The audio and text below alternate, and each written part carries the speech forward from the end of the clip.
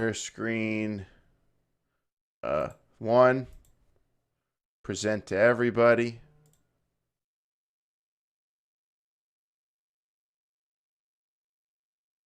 Tell me lies. We are technically live on YouTube right now. Say hi, Moose the Mark. Hi, Moose the Mark. We're going to do a formal opening, though. Because we're formal on Brainbuster Radio. In 3, 2, 1.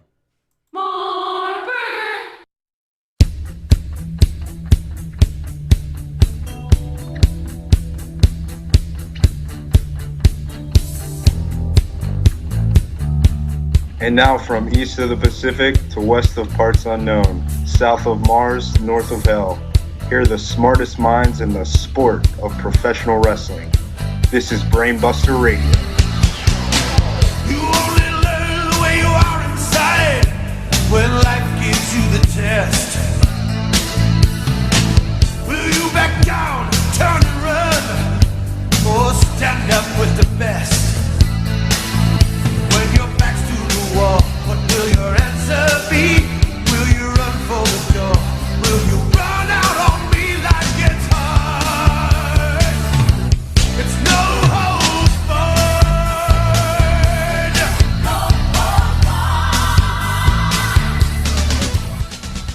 How the hell you doing, Brainiacs? Long Island Iced Tea here, ready to talk progreps with you, and we are live acting dumb on YouTube right after AEW's Fight for the Fallen, and we are previewing WWE's Extreme Rules. This is very, very innovative stuff because we're live talking to you, Brainiacs, right now. As everything just happened, everything's about to happen tomorrow. It's amazing being a wrestling fan in the 21st century, and the best part about it is you can't counter-program this stuff, Brainiacs. Joining me today, Dr. Milkow Sonis on the Unos and Doses, of course, and Moose the Mark is on the internet gimmicks, fighting for the fallen. Hello, Moose the Mark. They're more like fighting for the fallen asleep, Long Island. This one was a little less glowing than the past two AEW shows we've witnessed, but we still got a lot of fun stuff to talk about. And that joke comes courtesy of Mets Fan Forever, by the way. I figured, and most of the Brainiacs did, we know that you have a personal joke writer, but it's all right. It's all right. I think you hit the nail on the head, Moose the Mark. I did love AEW's Fight for the Fallen, which is what we'll start with today, Brainiacs, but they all can't be zingers, as someone famous once said. And this wasn't a zinger, but highly entertaining for the 3 or 4 hours it lasted. First of all, let me just say, I love Saturday wrestling. Like, I'll take this over Sunday. And you know why? It was long. Yes. It's late. Yes. I'm tired. I've had too many White Claw seltzers. But guess what? The devil's juice. The devil's juice. But you know what? Tomorrow's another day, and it's Sunday. No work. Ball's a little overrated. No nothing. We just have more wrestling to look forward to. I love Saturday wrestling. I do love White Claw hard seltzer. And I love AEW, but I do think tonight wore out its welcome just a little bit. To put it in other terms, they really made a meal of this one. And I think it could have been trimmed a little bit. Well, Joey Janela earlier this week actually tweeted out that White Claw, I think he said, is the worst thing for you. And then he ended up fighting Enzo of the free agents. So I hope you don't end up fighting anyone at a Blink-182 concert tonight. But yeah, it was there were spectacular moments, but also some really classic mess ups and hard to watch things, hard to listen to things. Mostly, my favorite part of the whole night obviously had to be just Jim Ross calling wrestling in 2019. Oh yeah, it is the best thing going. I can't tell if he's pissed off, truly interested. There's another DDT here. It's about DDT number 9 or 10. Well, these men, their heads just must be worn out. If you love passive aggressive commentary, tonight was the night for you. God damn it, how many DDTs are we gonna get? You know, it's all striking, knees and elbows, son of a bitch. How does he not put them away? How is this match still going on? Yeah, Jim Ross seems to have an issue with the stamina of today's professional wrestler. Well, let's run down the card though. It was the buy-in started things on as Farrah and Farrah presented AEW's Fight for the Fallen. Hey, they were having a great time. We saw Farrah and Farrah. Hell they rolled out all the glamour celebrities. They looked like they were having more fun than that NFL guy. Yes. Calais Campbell. Yeah, him. They looked like they were having a blast. And what? They only had to contribute like 50. How much was it? Because at the end we got the itemized list. Yeah, they said how much each entity contributed. Farrah and Farrah gave $20,000 to the cause. $20,000. I get to party in the ringside with the Young Bucks. I'll do it. Hell yeah, get real fucked up. Like at least half of the Farrahs did. Before we get to even the match, then yeah, let's bring that up. That was maybe top 3 moment of the night when they showed all the celebrities. Wow, I was really starstruck for a moment. I couldn't believe they were pulling in this kind of stuff. I mean, we all know Jacksonville's the hottest destination on the East Coast. But man, the caliber. Daly's Place Amphitheater is like, you know, it's up like there with the Stone Pony and CBGB's, man. Iconic, legendary. A who's who is there all the time. It's like going to a Laker game.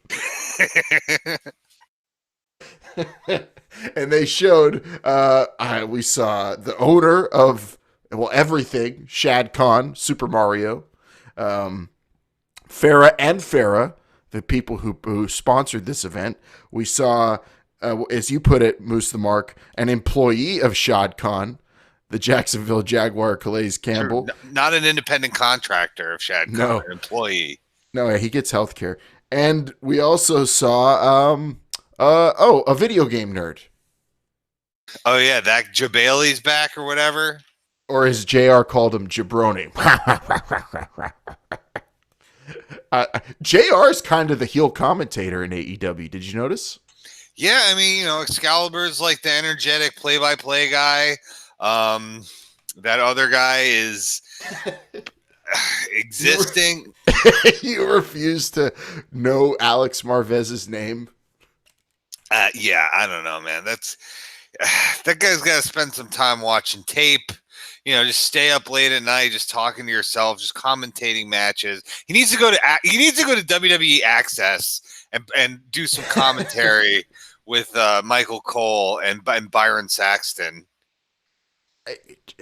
His job's to be the insider. He should just have at least made up facts about everybody. I thought he did a good job of having some interesting info up in each match, but then he'd kind of run out or not know his place when to talk. He's not. I dislike him immensely on commentary because he doesn't have the energy. He makes the Chris Charlton guy from New Japan look like Jerry Lawler enthusiastic. And especially compared to like what Golden Boy or I don't know what their name was last time. He was a lot better. Yeah, the video game commenters. Yeah, they can get people hyped, man. That is your job. Well, it was hard to be hyped during the buy-in, but they did their best. We saw the Librarian take on Sonny Kiss, and just what a joy it is to see Sonny Kiss in action. He's doing a great job. A Nitro Girl entrance. Do you enjoy the Librarians being together? I like the shh gimmick. That's fun.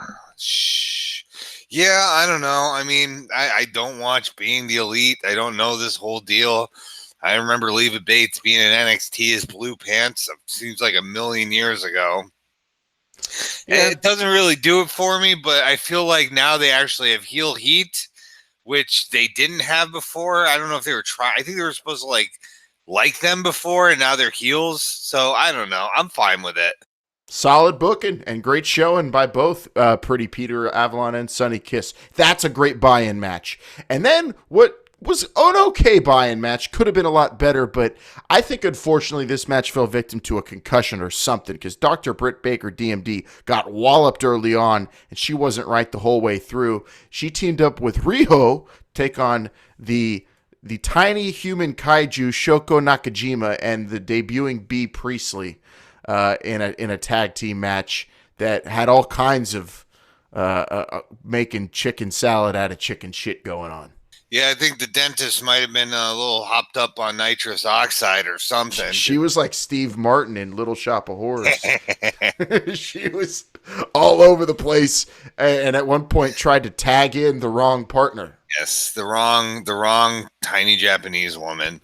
Let's not call for everybody, your friends on Reddit calling Britt Baker racist for that.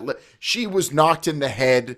No, I didn't know where she was. That at all? Yeah. Because dude, it's not like she's ever teamed or wrestled. It's not like she's ever teamed with or wrestled any of these women before. She probably met all three of them like 2 hours before that match for the first time. Well, I guess, just in terms of the match, I mean, look at the common denominator here. Riho, Japan, Bea Priestley, Japan. What was the kaiju person's name? Shoko Nakajima, who got Shoko Nakajima, Japan, obviously. Britt Baker. Does she have extensive experience in Japan? I don't know. No. Doesn't seem so. No. I think I've seen Shoko Nakajima wandering Pittsburgh during Furry Week, but she was impressive at times. Riho was the star of the match. 2 shows in a row for Riho. But it's awesome. But she's got a long way to go up the women's card because we're going to get to some giants that are taking up the big spots for the ladies. On the main card, we started things off at Fight for the Fallen with a match that was booked almost last minute, kind of last minute, a 6-man that I think had one of the baddest ass trios ever assembled in Joey Janela, Jimmy fucking Havoc, and that kid's one hell of an athlete, Darby Allin. Taking on MJF, Sean Spears, and Sammy Guevara. I love JR's infatuation with Darby Allin. Oh, this kid, I mean, Kurt Cobain, 2 words. Grunge movement, no respect for his body, but for his art. His kid's a skateboarder. Wrist tick doesn't feel no pain. How the hell's he kicking out of it? Oh. But everybody got their shit in this match. It was fucking awesome. Sammy Guevara would look like a Superman at times. Jimmy Havoc is great. Looked great even. Who took the pin? I'm trying to remember. Sean Spears got Darby Allin. Allin ate the pin. Darby Allin. JR is really pissed about, I don't know if you listen to his podcast. Darby Allin he thought a coming out party against Cody Rhodes at Fyter Fest, but the chair shot from Sean Spears stole the moment, and now nobody remembers who Darby Allin is. That's probably why he was putting him over so hard. Yeah, those ribs, the ribs. I think a lot. This is from Trevor Dame on Twitter who pointed out, but you've got your top guys, your Young Bucks and Kenny Omega and Chris Jericho and whatnot. But what's really great is All Elite Wrestling has really also solidified like an upper mid card that is very over. Like people were going nuts for Darby Allin, and they'd never even heard of him until last week when he had a crazy good match against Cody Rhodes. And now he's like a solid upper mid carder. MJF, Joey Janela, Jungle Boy, and Luchasaurus. They have people who are extremely over in like their upper mid card, lower upper card. You know what I'm saying? Like they've done a great job. It's hard. They're just giving them the spotlight, and those guys are going to go out and do it because they are super duper talented. AEW's is stacked in the talent department in that part of the card, like you said, and JR recognizes it. That's why you'll hear him screaming about it the whole time. He's like Tony Hawk and Kurt Cobain, and Joey Janela's the coolest. He's so cool, doesn't care about his body. Oh my! And they love it, and he loves it, and you should love it because these guys are all putting their bodies on the line and stepping into this spotlight for the first time and just fucking killing it. Some more than others. And I think the two, more than anybody, we're going to talk about in that tag match coming up. But the next match was Brandy Rhodes taking on Allie one-on-one. But wait, Awesome Kong came out, and Allie was pissed, and Brandy won the match. And they did this whole sell job about Brandy. I had to believe this was fake when I first saw it. I know you don't watch the preview shows, but the preview show for this, the Road to Fight to the Fallen, actually had a whole episode of Brandy crying, saying how she used to figure skate, but she'd always clam up when it was a big figure skate meet, and she was great when it didn't count, but when it counted, she was just terrible. And she's like, yeah. I feel the same way with wrestling, and she was crying. And then the next episode was Allie saying, you know, I understand that. I just want to go out and have a great match with you. So I'm sorry I didn't know where you were coming from. She totally swerved her Moose the Mark. It was a deep fake. Yeah, I mean, it's weird, you know, for all that AEW is doing differently than WWE, they really are positioning Brandy as like the Stephanie McMahon who, you know, in pre-tapes and packages and PR is like the ultra competent, great businesswoman who cares so much. But then in the ring, she's the dastardly heel who's, you know, cheating to win matches and bringing in enforcers and whatnot. It's interesting, you know? Yeah, that was great. I'd much rather see that than Brandy try to, you know, put on a Kenny Omega Shima match with Allie, and then Awesome Kong was squared up though with Aja Kong, and looks like hopefully it gets booked for All Out. We get a Dream Kong versus Kong match a whole year before Godzilla versus King Kong. Yeah, you call it a Skull Island rules match. Yeah. Hell yeah. Can Shoko Nakajima be a part of it as well? Just a guest appearance. And what was her favorite kaiju, by the way? Alex Marvez did have a great line. Anguirus. Yes, Anguirus. Isn't that Godzilla's first foe? Yes, and Godzilla raids again, as a matter of fact. We can nerd out. This is also, it's a Godzilla podcast all of a sudden, ladies and gentlemen. God damn it. I want to talk like JR all episode, Brainiacs. Tweet it, read it, tout it, shout it, be all about it. At the Brainbusters on Instagram Junior, Twitter, and Facebook. Send us your videos of you talking like JR calling AEW. It's my favorite thing in the world. And I really enjoyed, I think most of all night long, JR calling the triple threat tag team match. Just absolutely, what's a cool way of talking about masturbation on the internet? Do they still say fapping? I believe it's wanking kind of, it. I don't know, man. I haven't talked about that on the internet in a very long time. Well, he good old JR was just smitten, gushing, jerking himself under the desk, and I don't blame him, about Jungle Boy Jack Perry. Jungle Boy Jack.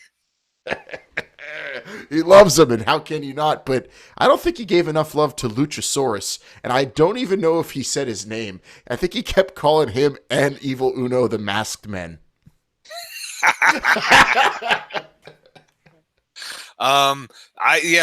Which is weird because you think a 6'5" giant guy would. I think, you know what, he was in love with Luchasaurus.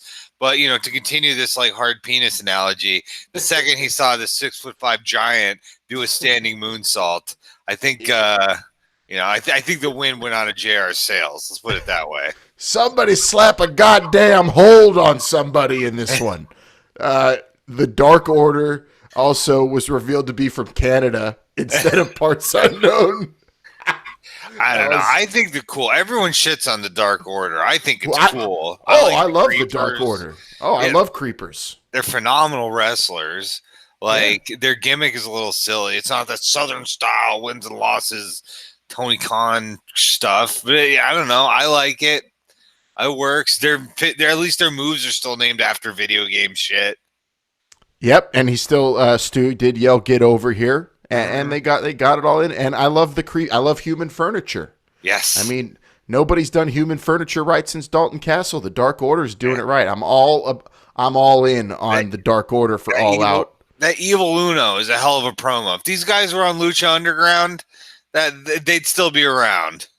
And can I just say this? Did you know, Moose the Mark? I don't know if you heard during the match, but the winner of that match gets a shot at the best friends for a chance at a bye in Yes, the AEW Tag Team Tournament. The championship committee has granted us reason and logic behind tag team championship booking. I'd love to know, who's on that championship committee. I understand they're not a publicly traded company right now. They're not, beholden to make us privy to such information, but I would like to see who is on that championship committee. And to be a fly on the wall at one of those meetings.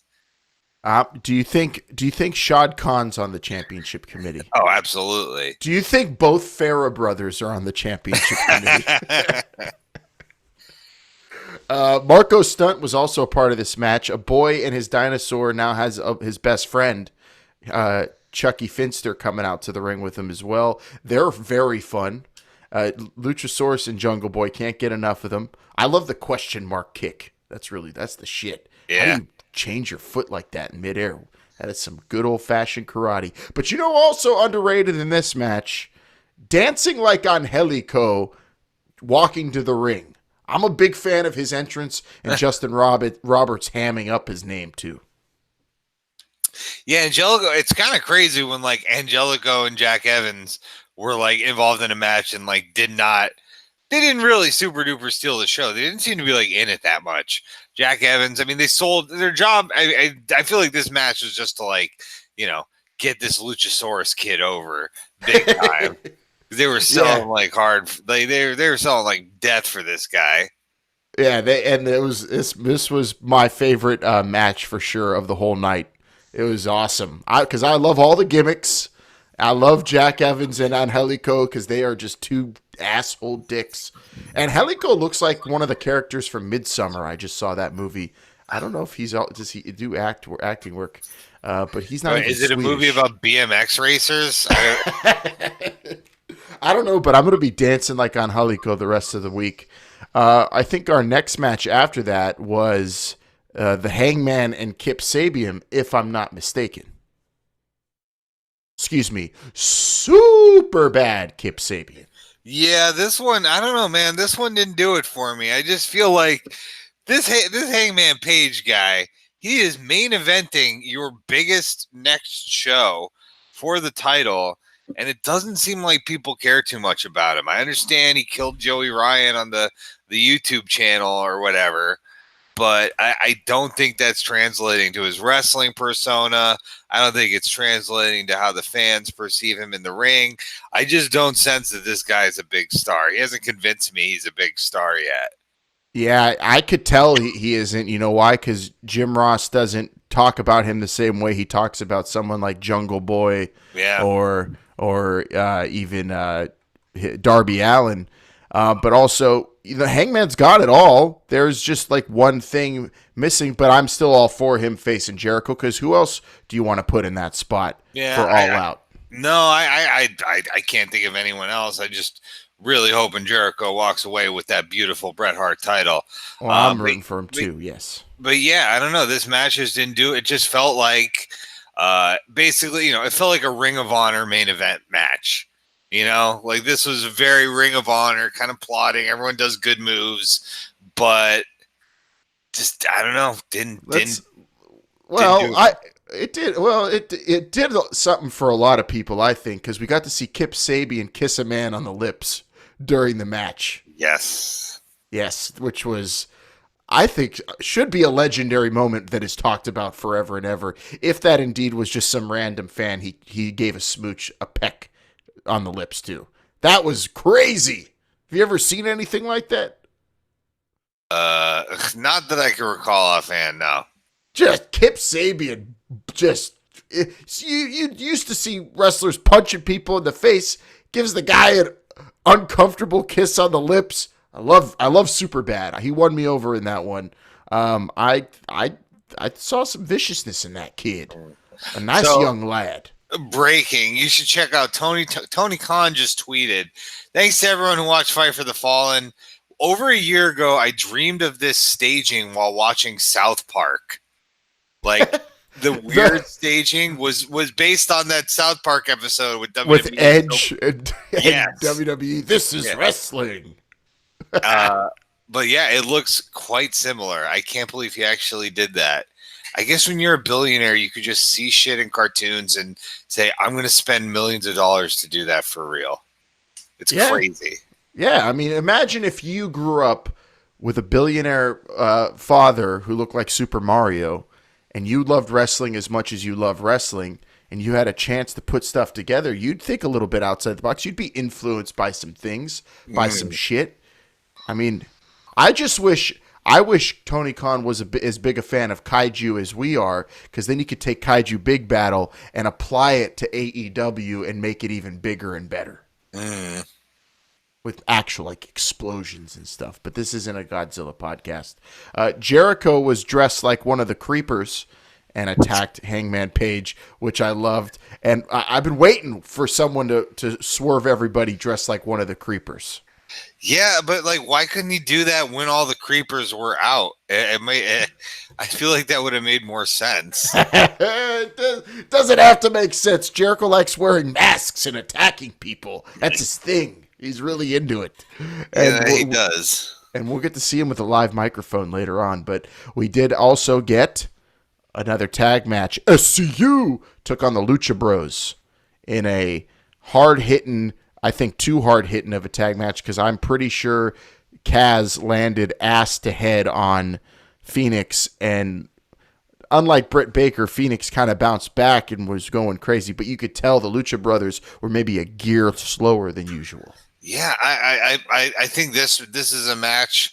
We're doing some renovations here at the pad. I think it was helping Mets fan paint the bathroom during this match. I don't know why I didn't do this during the friggin' Hangman Page match, but I caught parts of this match, but I didn't sit down. I didn't have my stopwatch with me for this one, unfortunately. I didn't get to take down my copious written notes like I usually do. Well, just know this was the match that angered good old JR the most. Really? Why was he saying? Just think, I mean, how many goddamn DDTs are there been? How many? Everybody's kicking out everything. He was very angry. It's just going to be the biggest and best move that wins this one, folks. He actually said that, which is maybe the line of the night. Oh. And afterwards, the Lucha Bros climbed a ladder, spoke in some Spanglish, challenged the Young Bucks to a ladder match at All Out. But I have a question, Moose the Mark. What do you hang if there's no tag titles in a ladder match at All Out? Dude, giant poker chip. Oh, that's cool. Just like or an ace of spades. Yeah, cool. A card. Maybe a briefcase. I don't know. Works for me. I can't wait to hear good old JR explain that on his podcast, or he'll shit on it. The good thing about good old JR is he's my favorite part of AEW right now. Oh yeah, it's fascinating. It doesn't feel like he should be there, but I'm so happy he is. And after that, so that match was made, and then we get Chris Jericho live microphone, I believe, was after that. And he just the city of Jacksonville. He called them Jacksonville. Oh my, vicious. And then he called them Jack Offsonville, I think, which was even worse. Yeah, I mean. I tell you what, if anyone can get someone over, it's Chris Jericho, and he did his damnedest to again try to get us to care about this Hangman Page kid. This 27-year-old. He's a hungry young kid, only 27, and everybody was going crazy for him. Yeah, that's why they pay him the big bucks. What about the shiner that the Hangman had? Yeah, he busted his eyebrow right open with like one hit. This is. All three AEW shows have now had like bad hardway blood. I'm looking at Hangman Page's blood on my hand right now. It's still here. That was gruesome because his eye was all swollen. JR was laughing about he's not gonna look pretty in a few days. I like how Joey Janela was a peacekeeper in that segment as well. Yeah. I don't know. I mean, I don't like seeing the bad boy as, one of the guys that pours out the back. We need, in a scrum. I know it's not as bad as, someone has a match and then 8 million geeks come out for the 24/7 title or whatever. But, the conga line. It would have been great if randomly EC3 was just standing there. Yeah. But no, I think Joey Janela is one of those guys. He's a tastemaker. Obviously, he's changed my life when it comes to my alcoholic beverage choices. Is that low calorie? It's like 100 calories. I can't. Which is pretty much what a Miller Lite is. I don't know. It's what really changed it for me? This is kind of an aside. I was at 7-Eleven like 3 times on 3 different days, and every single time there was a man ahead of me in line buying pounders of White Claw seltzer. And I'm like, wow, it's arrived, God damn. Well, I am looking for a new WrestleMania beverage because I'll tell you what it won't be next year. It will not be Natty Roosh and proper 12 whiskey because that kind of didn't ruin WrestleMania, but it was rough. The next after Jericho and Hangman Page gets split up by the Bad Boy and friends, we get Shima versus Kenny Omega, a once in a lifetime match. 2 guys whose careers have been paralleled, JR, as Excalibur said 100 times, and they finally meet. And Alex Marvez said China would be embarrassed if Shima lost the match, and then Excalibur quickly told him, well, that's a little bit stronger, too strong of a word. Embarrassed. I don't know. It's Kenny Omega, dude. But in one word, can you just, one word that explains this match to anybody who missed it? One word only. Because I know, you should know the word. This match was defined by one word. Strikes? No. What is it? It's a maneuver. I'll tell you that. I don't know. What is it, Long Island? Meteora! Meteor, yes. Okay. You're right. I remember the Meteoras. Yes. The one on that butcher's block table.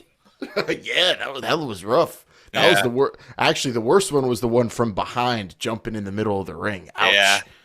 Have you seen a move spammed that much ever? I don't think the Young Bucks have thrown that many super kicks in a match.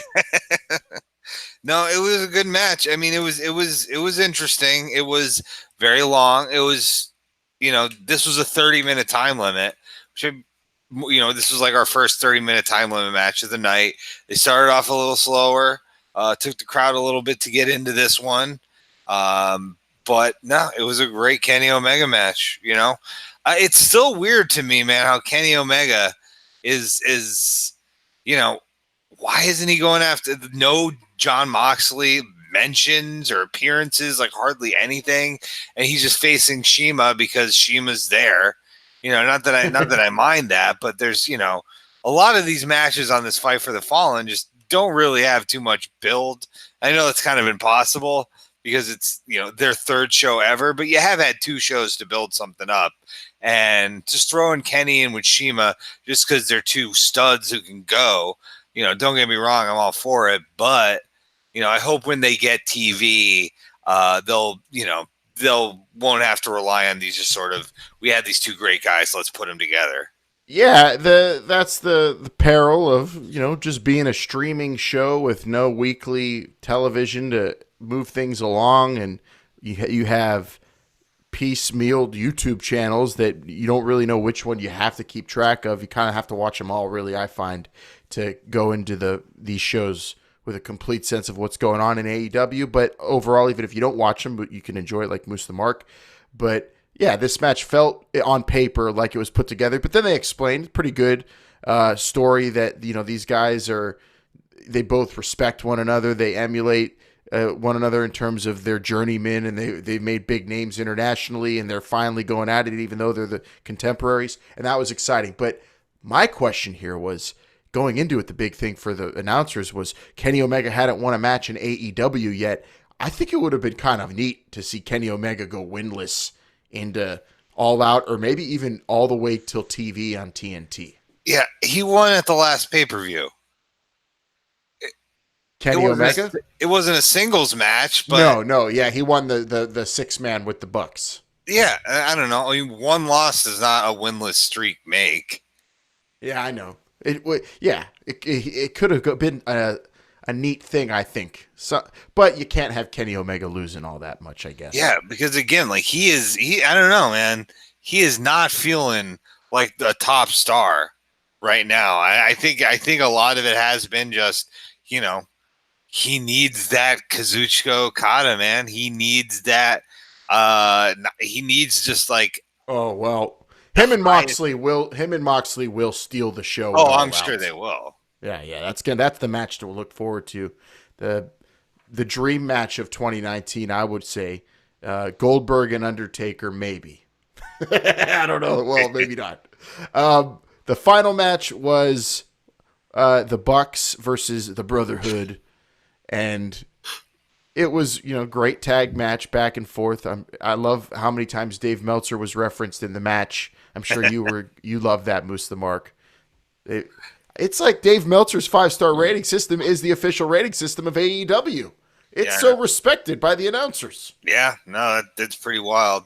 It's more respected by AEW than it is by Dave Meltzer himself. It is.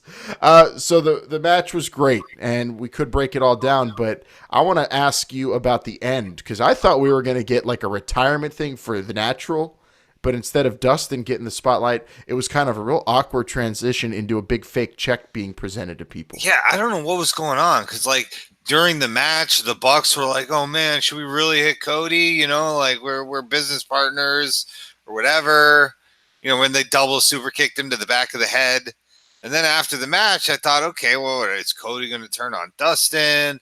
Are the Young Bucks going to turn on Cody? Is something going to happen? And then with 15 minutes left till the top of the hour, they said they were running out of time at like 11:35. So I don't know if their BR Live contract said, no, this is stopping at 11:43 or whatever. But they acted like they were running out of time. So then they had most people from the back come out and then talk about what they donated and then present a big check. That didn't get broken over anyone's head. It didn't get suplexed or elbow dropped or anything. It was just a check that is going to be responsibly sourced to victims of gun violence. And that's great. Happy about that for sure. That's really important. And actually, if you watch the pre-show, the Ferret and Ferret guys weren't drunk in the pre-show, and they actually said some good stuff about how the people need to take this issue on themselves, not rely on their politicians or anybody to save us from it. We got to save ourselves. I love that. But also, I love the fact that we got to see Shad Khan, who looks like Super Mario, stand next to Luchasaurus, who looks like King Koopa. That was, so cool. But yeah, then Kenny Omega had to awkwardly not say his catchphrase the right way at the end. Good night. Boing, swing. That's very classy and very aware of everybody. I like that. But what I didn't like was we didn't even get a sign off from good old JR, the star of the show. Yeah. God damn it. Yeah, no, I mean, is Tony Schiavone signed anywhere right now? Do we know? He does MLW, I believe, but he was a part of this. He was a part of the pre-match package video for him and Jake the Snake. Were hyping up the tag match for the main event. Yeah, well, good. Then they have a working relationship. I think they need him instead of this Marvez guy. Imagine if Tony says, "We gotta go, folks." We are out of time. Yeah. On BR Live. Yeah, it's a big deal to be on BR Live and fight international. I heard next time they're actually gonna have to pay to watch this. It'll be worth every penny, though. All Out's card is the shit. I just can't wait to see what they're gonna have Joey Janela doing. Like we said, the big takeaway from Fight for the Fallen. I think you said Kenny Omega doesn't feel like the biggest star. I half-ass goddamn near think Joey Janela is the biggest star in AEW. I think it's Luchasaurus and Jungle Boy, to be quite honest with you. It is. I would put those three at the top for sure of people who got the best reaction. Now, and worldwide, in the casuals, they don't know about A Boy and His Dinosaur and The Bad Boy yet. But when they do, when they get to TNT, if Joey Janela lives until they get to TNT, Moose the Mark, who do you anticipate kind of blowing up in front of a national audience that way? I mean, I do see Joey Janela. I do see Luchasaurus, Darby Allin, just guys with good looks. I don't know if I just don't pay attention to what he says enough. Like I know everyone loves MJF. I think he's cool, but like I'm not paying close enough attention to be like as blown away by him as everyone else is. He's you do have to. He is he's a details guy. He says things that'll crack you up for days. But the thing is, he would have been probably more effective in the 80s doing that. But now he's not a good guy, but he's one of the most entertaining guys, even though he's a big dickhead, rich asshole. One of his great MLW promos, he's wearing Vineyard Vines, and he cut a fake commercial for it. And he said, "Vineyard Vines, you can't wear it if you're poor." And that's like my favorite line ever. Fight for the Fallen, though. Didn't get a sign off, but they're back on pay-per-view on August 31st, which it should be international holiday for professional wrestling, Moose the Mark. What a day it's going to be to close out August. I know, I'm very excited, Long Island. I'm going to be back from San Diego. God's in his heaven. All's right with the world. Can't wait for it. Sincerely. Yep, and you can't counter-program it because the love in AEW, but you can put on other shows, and the WWE did. I have to go watch the Evolve 10th year anniversary now into the wee hours of the morning. But before we get out of here, Moose the Mark, I do want your quick Extreme Rules preview. We're not going to go over every goddamn match on the card, but overall, what are you thinking about the build? Which matches stand out? Well, I don't think I've watched WWE in like 4 weeks, maybe 2 months. I genuinely. I will tell you. Why would I watch the show? Why would I watch the show? Now I haven't watched in some time. I've been reading reviews, listening to recaps. You're watching it in a GIF form, and you're reading about it on Reddit, like most people do. Yeah. No, I tell you what, I did watch the first half hour Raw last week. Holy shit, the chemistry! Hey guys, these guys have just great chemistry, don't they, Byron? Or whoever the fuck he talks to. Oh no. But if Becky loses the title, then Seth's gonna be mad at Becky, and they might break up. I forgot who was tweeting it out during the show, but just kept. I think it was comedian Marty DeRosa just kept tweeting, "Teenagers, watch Raw, teens." Ugh. It is like a CW show, and it makes me sick whenever I see Seth and Becky on my TV. And then they were at the ESPYs, and the Big Dog won the award. Congratulations to the Big Dog at the ESPYs. I know. Fucking ESPY is. What was this? What was the competition for the ESPYs? Yeah, for the best WWE moment. Yes, not the best wrestling moment. The best WWE moment. That's like making an Oscar for best Quentin Tarantino movie. What the fuck? It's so outrageous. It's the corniest thing I've ever seen. Is an Oscar for best Tom Hanks performance?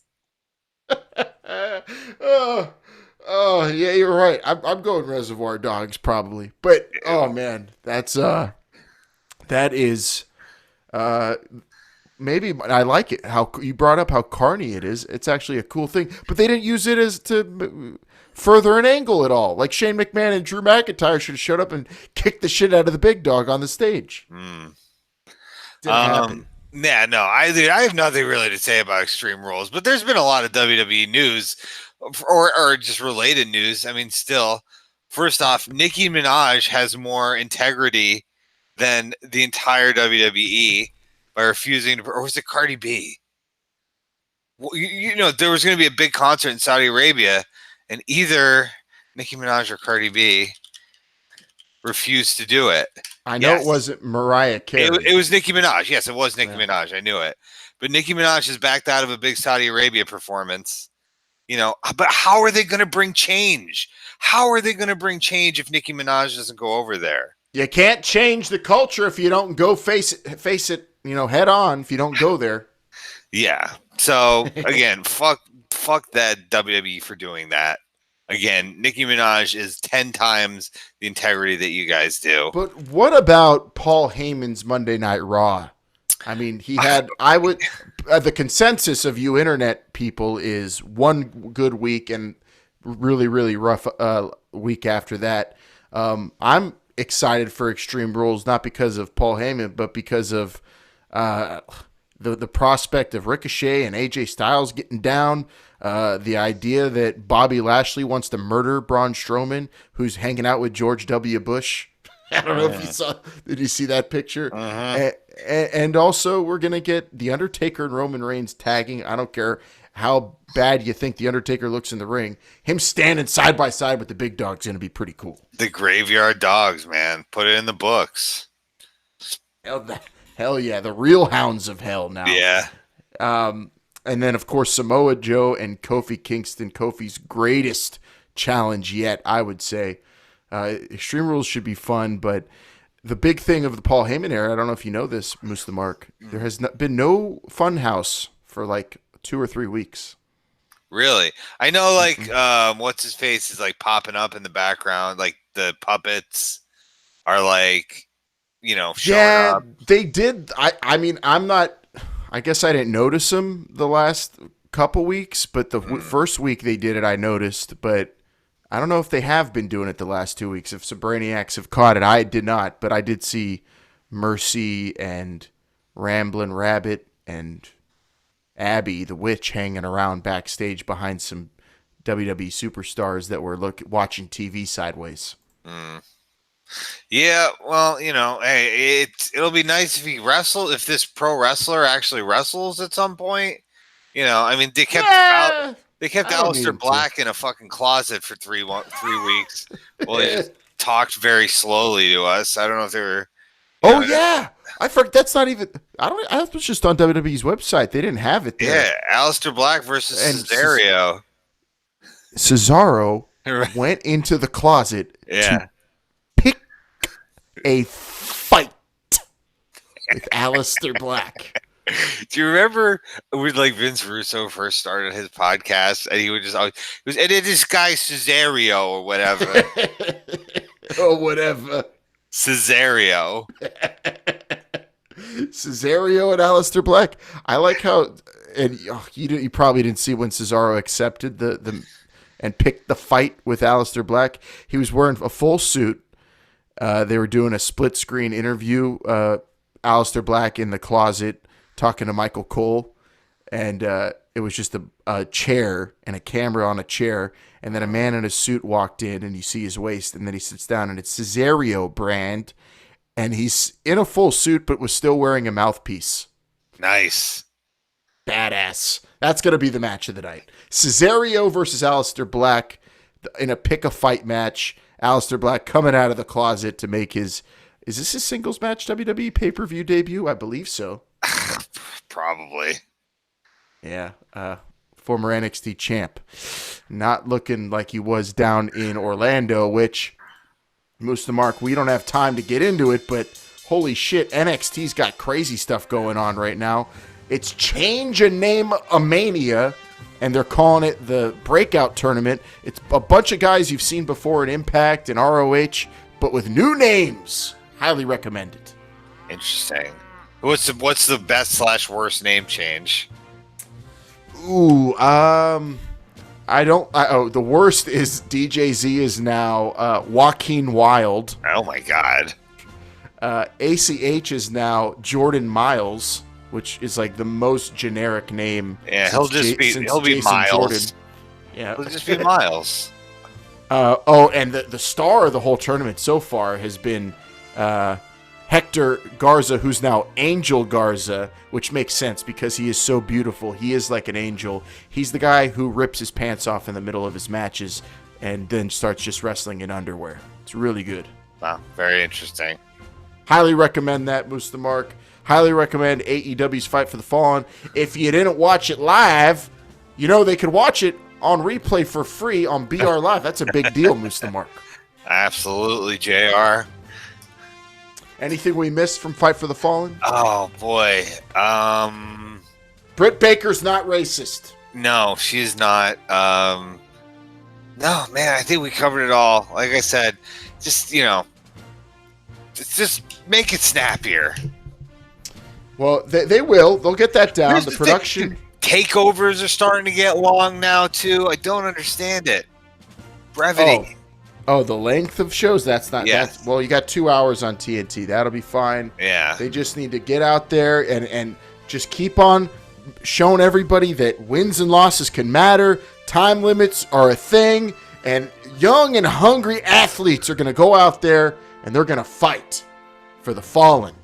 And for the, what did you say earlier? Fallen asleep? Yes. Yes, and everybody who's fallen asleep. And if you didn't, thanks for joining us live, Brady X, for Mil Calzones on the Unos and Doses. Excuse me, the evil Unos and Doses. For Moose the Mark on the internet gimmicks, a man called Wired on the social media gimmicks, at the Brainbusters on Twitter, Instagram Junior, and Facebook. Vinman on limited dates, Jumpin' Jacob J, who's out playing with fireworks instead of watching all this wrestling tonight, Moose the Mark. Jeez, very dangerous. And Long Island Iced Tea. I'm Long Island Iced Tea saying, I got to get the hell out of here and watch the 10th anniversary of Evolve because you cannot counter-program this.